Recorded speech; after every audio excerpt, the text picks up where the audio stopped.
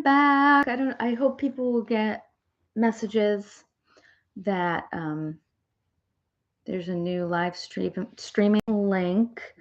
Uh, yeah, I don't know what is going on. Um, but I did want to do a book wrap up. I think my last wrap up was on the 20th, but I believe I talked about most of these. Maybe I didn't. Okay. Yeah, I think I was just finishing up Wreck by Catherine Newman. Um, and I may have talked about, I read Pumpkinheads. That was a cute little, um, that was a very cute little graphic novel. And I read it for a kind of reading prompt that I needed something for. Uh, I think I've talked about the rest of these. Yeah, I think the 20th was my last wrap up. So Rec is the only one that I may not have talked about. I finished it the day before, although I think I did talk about it. It was marvelous. It was wonderful. I highly, highly recommend Rec. She also wrote Sandwich. Just love, love her books. So then I finished To the Moon and Back by Ileana Ramage. It's about a Native American woman who wants to be an astronaut. She's also a lesbian. I've enjoyed it, but it's pretty slow. So I did kind of go back and forth. This was a Book of the Month Club pick. I did go back and forth between that and the audiobook. Through the physical book and the audiobook, kind of went back and forth because it was pretty slow. I read Rewitched by Lucy Jane Wood. So I'm trying to remember. This was cute. I gave it a 3.5, as I did To the Moon and Back. Rewitched was about a woman who's a witch, obviously, but she doesn't really use her powers very much. She works in a bookstore, and she finds out that on her 30th birthday, you have to do this like test to show that you are using your witchcraft and should get to keep it, or else you lose it. And there's a lot more to it. It gets a lot more in depth. It was very cute. I'm glad I did it on audio. There were parts that were pretty slow, but I enjoyed it. It was fun. Strange Practice. Strange Practice, I gave it 2. I think I talked about it a little bit. I was having fun with it in the beginning. It's a vampire. I think I'm just over vampires. No more vampires for me. It took forever to read. And it was only 320 pages, but it just felt like it took forever to read. Yeah, I wasn't invested in the characters. They were cute, they were sweet, but like I wasn't invested. The end moved pretty fast, but it wasn't for me. And again, I think I may just be done with vampires. It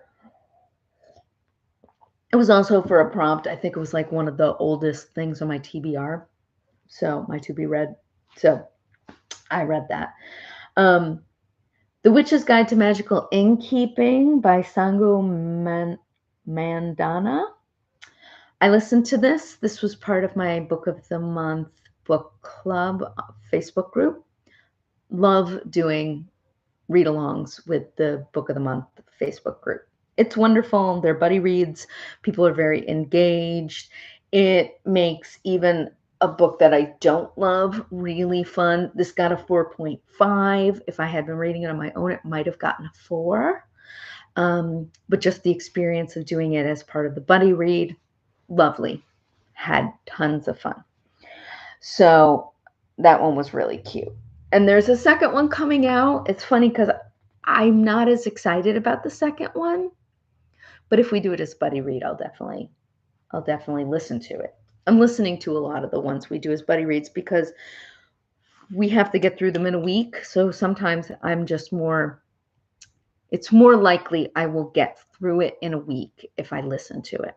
So I finished Blood Marked, which is the second Legendborn book.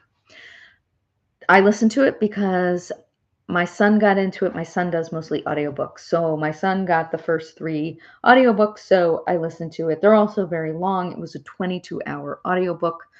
The beginning of it was very slow as they kind of set it up, and it was very kind of hard to read.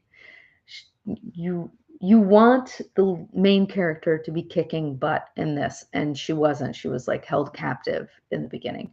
So that was very frustrating. I gave it a 3.0. It wasn't my favorite because of that, but I think like overall the series is going to be a 4.5. I really liked the first one. Again, enough to recommend it to my son. They're just very, very long.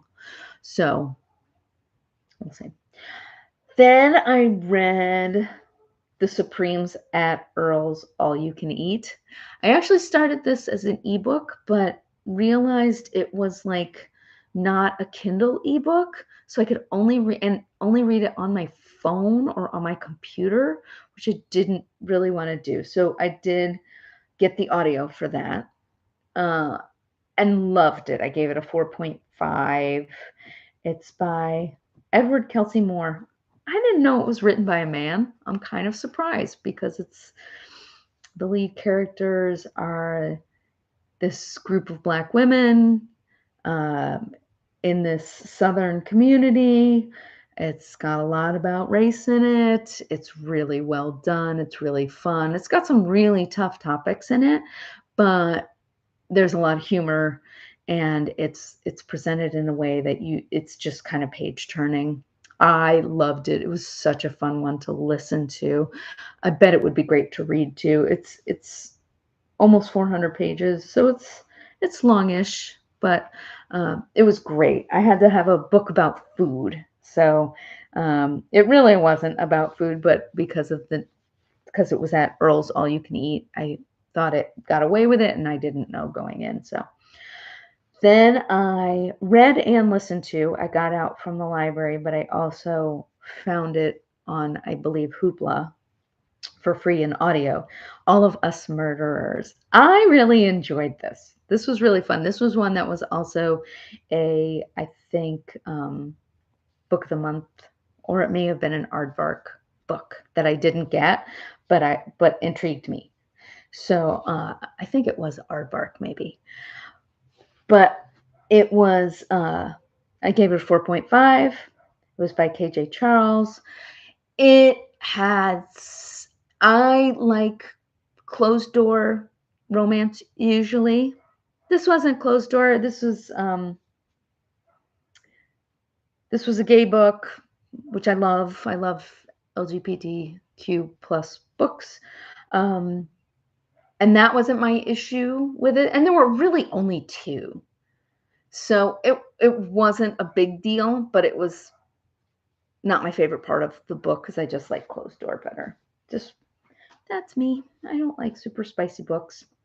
Then the week before, I listened to Violet Thistlethwaite Is Not a Villain Anymore. This is another buddy read.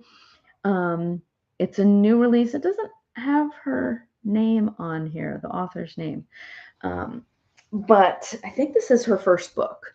So I think we're waiting for her second one to come out, which is going to be a continuation of this. It was a 3.5. Again, I think there's always a 0.5 added on for I think there's always a 0.5 added on for the buddy read aspect of it because I loved doing that on the Facebook group. I'm not super excited about reading the second one, but if we do it as buddy read again, I might. And I think I said that The Witch's Guide to Magical Innkeeping was going to have a second. I think it does, but I think it is having a second. But I was actually thinking of Violet Thistlewait, which I know will be having a second one come out. So I may have misspoken on that. Then I read Will Prescribe You a Cat, which is a Japanese translation by Suyo Ishida. I don't know if I'm pronouncing that right. It's cute. I enjoyed it. I gave it a 3.25. I don't love the format that's in a lot of Japanese books of like little vignettes. So this was like 4 different stories, really.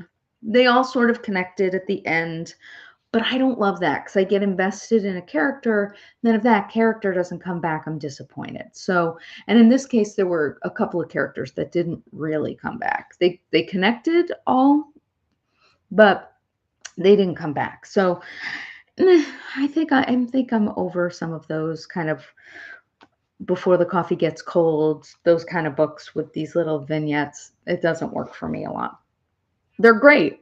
The writing's good. They're fun, but it's just not for me. And then I just ran out of an audiobook and I wanted something fast. So I listened to Christmas at the Grange, which is a Lady Hardcastle mystery, 4.5. It's like a 2-hour read. It was super fast and cute, and I enjoyed it. I love Lady Hardcastle. I love the person who reads the books. They're by T.E. Kinsey. They are free on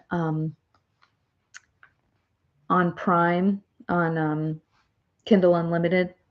And when you get the Kindle Unlimited for free, you also get the audio for free. And the audio is the way to listen to these. It was they were recommended. They're always recommended by Meg with Books, which is a YouTube channel I love. So then I needed a prompt with light in the title, and I had found a couple, but I just really was not really excited about them. And so I grabbed a graphic novel called Hikaru in the Light, Volume 1. I gave it a 3. It was cute. Thinking back, I might actually give it a 2.5 because I don't love the message. It's all about like, you need to be special, or you should be like, they talked about idols. So like these Japanese girl group, singing, dancing groups. I don't love the message. This was clearly written for a YA audience. I won't read any more of them. It was okay. It was fun. It was a quick read. That's probably why I gave it a 3. It was cute. But graphic novels are not my favorite. Pumpkinheads was actually surprised how much I liked it. Then I listened to the Anthropocene reviewed by John Green. It's a bunch of essays about current times. There's some scientific research that goes into it. It's John Green. I love John Green. We got into John Green during COVID. When my son was out of school, we were looking for ways to make sure he got some education, and we found Crash Course online. And Crash Course has a bunch of different courses, and John Green does one. I think he does the one on theater. I'm not positive about that, but I think so. Love him. And so when I found out he's an author, I read Waiting for Alaska, or Looking for Alaska. I think it's Looking for Alaska. Tried to get into it once, couldn't get into it. Read it the second time, really enjoyed it. But then his book, Everything is Tuberculosis, came out this year. It's been getting rave reviews. And this is the one that he put out in 2021. So I really enjoyed it. It was a lot of fun. Talks a lot about mental health. I like the way he talks about mental health as a mental health professional. So yeah, it was good.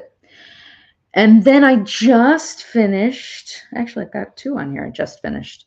These were my books to read this week. I got In a Holidays. This was a book of the month, holiday themed book from years past. It's from 2020, and it's a Groundhog Day kind of theme. So she keeps going through the same Christmas holiday over and over again.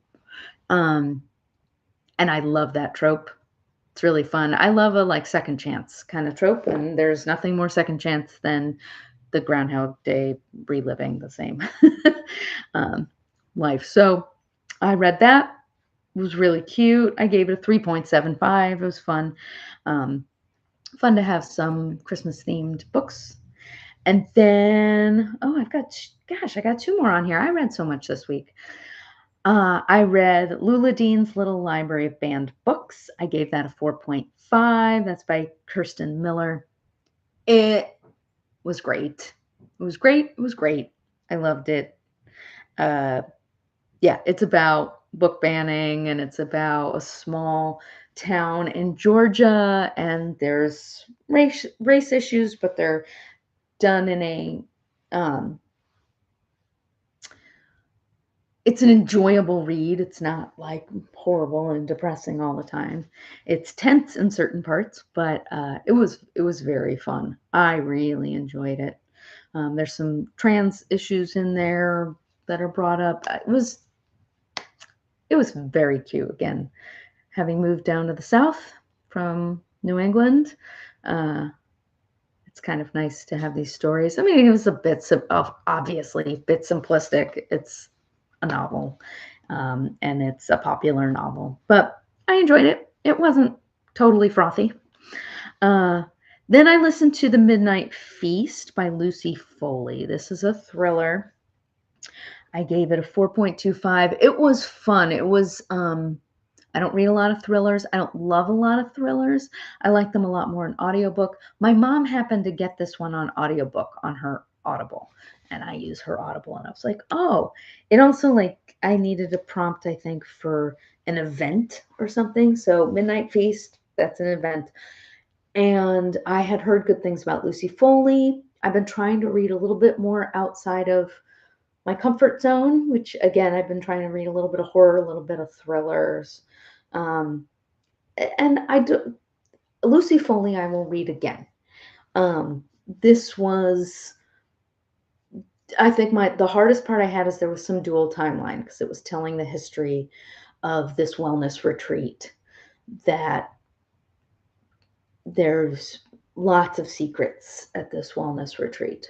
So I don't love dual timeline, but it was done pretty well. And once we got through, the history was mostly in the beginning, and then near the end, you stayed mostly in the present, and everything tied up nicely. And I really enjoyed it. It was a very well done thriller. Again, I will read her again.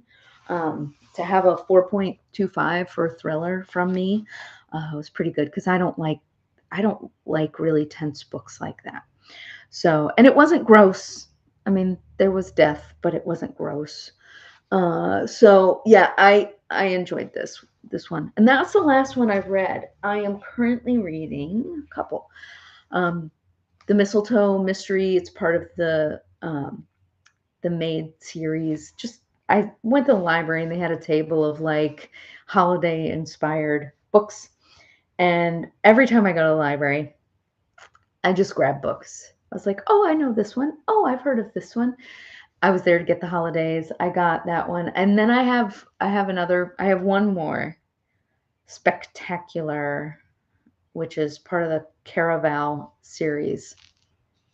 And that's also a holiday themed one. So I'm going to start that. Actually, I don't know when I'm going to start that, because I'm going to start, I usually have one physical book going at a time. I try to do one physical book, one ebook, and one audiobook.